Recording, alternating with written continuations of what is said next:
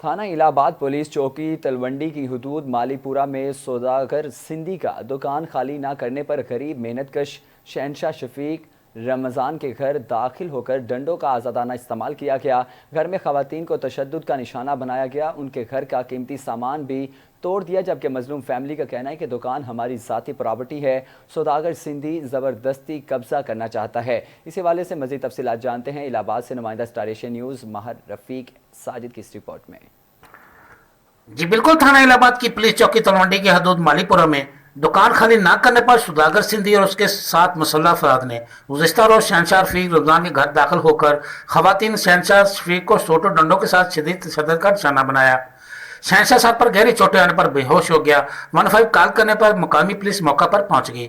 متاثر خاندان کا کہنا ہے کہ دکان ہماری ذاتی پراپرٹی ہے، سوداگر سندھی زبردستی قبضہ کرنا چاہتا ہے۔